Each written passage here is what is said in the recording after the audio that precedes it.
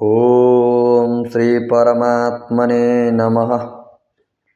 श्रीमद्भागवद्गीता अथ प्रथमोऽध्यायः। धृतराष्ट्र उवाच धर्मक्षेत्रे कुरुक्षेत्रे समवेतायुयुत्सवः मामकाः पाण्डवश्चैव किमकुर्वत संजय। संजय उवाच दृष्ट्वा तु पाण्डवानीकं व्यूढं दुर्योधनस्तदा आचार्यमुपसंगम्य राजा वचनमब्रवीत्। पश्यैतां पाण्डुपुत्राणाम् आचार्यमहतीं चमूं व्यूढां द्रुपदपुत्रेण तव शिष्येण धीमता। अत्र शूरा महेश्वासा भीमार्जुनसमायुधि युयुधानो विराटश्च द्रुपदश्च महारथः।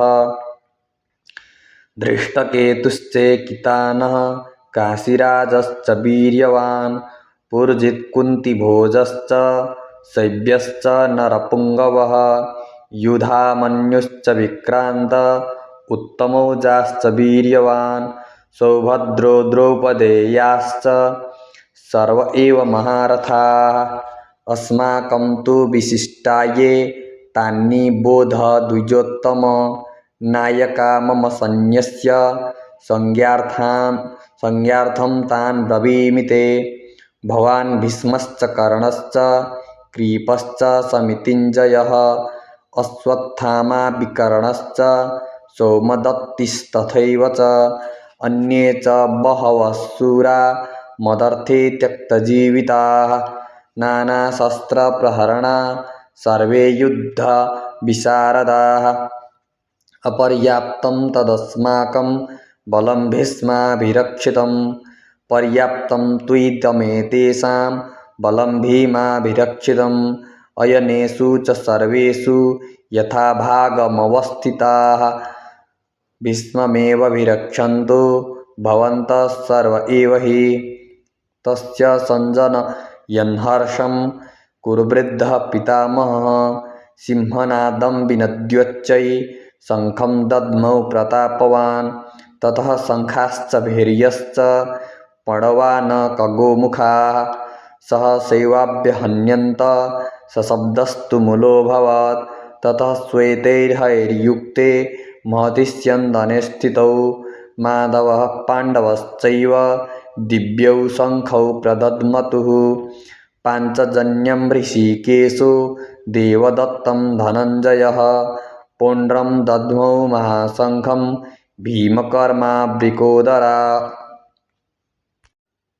अनन्तविजयं राजा कुन्तीपुत्रो युधिष्ठिरः नकुलः सहदेवश्च सुघोषमणिपुष्पकौ काश्यश्च परमेश्वासः शिखण्डी च महारथः धृष्टद्युम्नो विराटश्च सात्यकिश्चापराजितः द्रौपदो द्रौपदेयाश्च सर्वशः पृथिवीपते सौभद्रश्च महाबाहुः शङ्खान् दद्मो पृथक् पृथक् सघोषो धार्तराष्ट्राणां हृदयानि व्यदारयत्।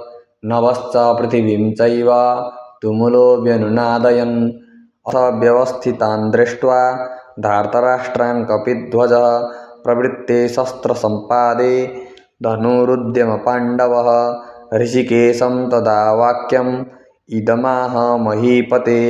अर्जुन उवाच सेनयोरुभयोर्मध्ये रथं स्थापयमेच्युत यावदेतान्निरीक्षेऽहं योद्धुकामानवस्थितान् कैर्मया सह योद्धव्यम् अस्मिन् रणसमुद्यमे योत्स्यमानानवेक्षेऽहं य एतेऽत्र समागताः।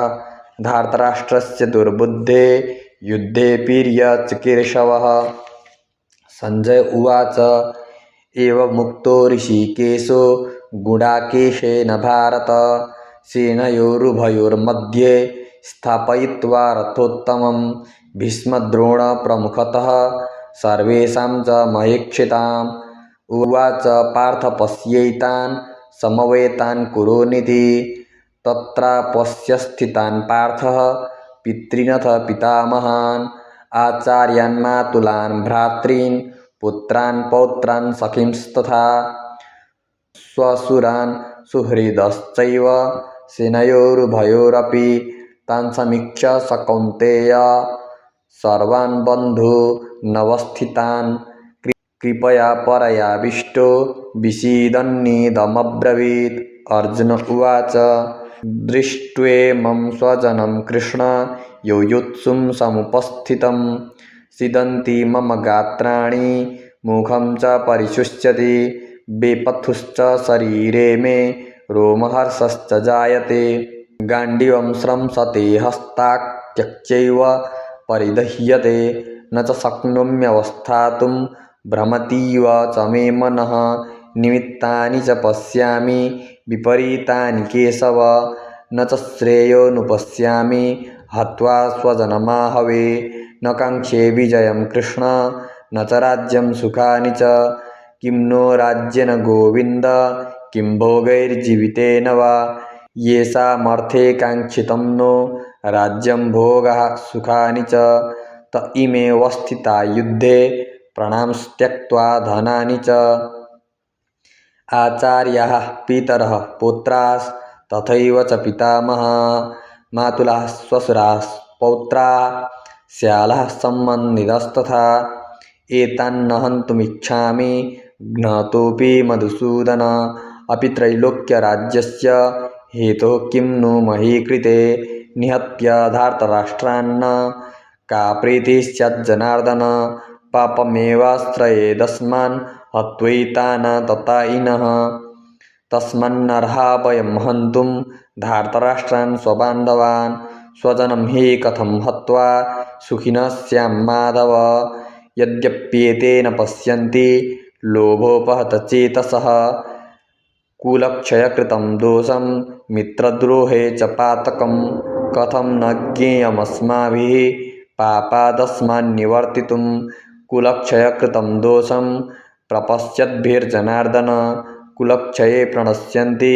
कुलधर्माः सनातनाः धर्मे नष्टे कुलं कृत्स्नम् अधर्मो विभवत्युत अधर्माभिभवात् कृष्ण प्रदुष्यन्ति कुलस्त्रियः स्त्रीषु दुष्टासु वर्ष्णेय जायते वर्णसङ्करः संकरो नरकायैव कुलघ्नानां कुलस्य च पतन्ति पितरो येषां लुप्तपिण्डोदकक्रियाः दोषैरेतैः कुलघ्नानां वर्णसङ्करकारकैः उत्साद्यन्ते जातिधर्मा कुलधर्माश्च शाश्वताः उत्सन्नकुलधर्माणां मनुष्याणां जनार्दन नरके नियतं वासो भवतीत्यनुशुश्रुम अहो बत महत्पापं कर्तुं व्यवसिता वयं यद्राज्यसुखलोभेन हन्तुं स्वजनमुद्यताः यदि मामप्रतीकारमशस्त्रं शस्त्रपाणयः